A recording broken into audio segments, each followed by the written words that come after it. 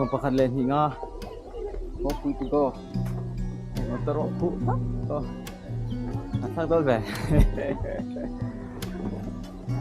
ต้นไหนแล้วchứ ăn được thấy thằngต้นแล้วnày cái đà đứng lắm bằng chứ không phát chút rồi à cũng phần thân thôi này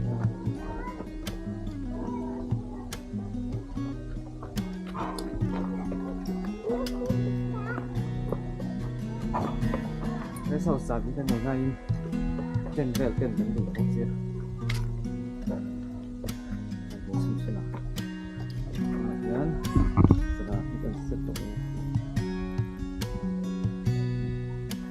cho này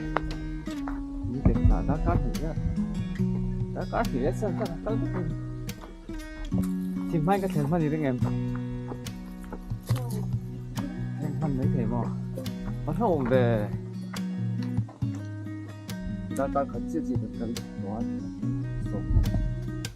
bạn nghĩ là như sống đá cát khởi lên với duyệt cần quá không muốn như sinh hoạt qua cũng không được cái trong sinh hoạt chẳng là rồi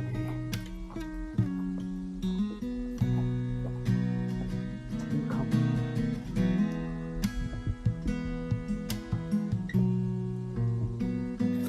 terus pel ganti jono cái pel ganti buka cukup sampai lah kalau kau pack up này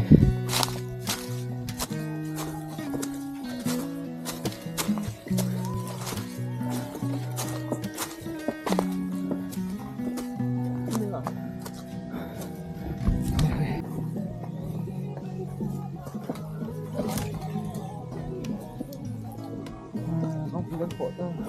tôi lấy ra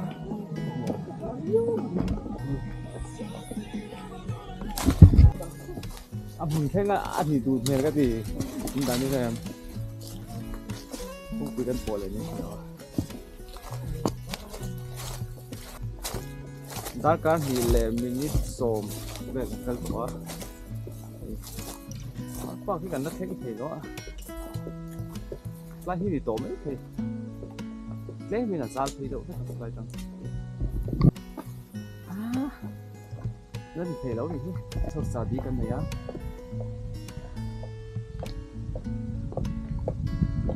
không cần để là nhiên sâu sâu mình nó là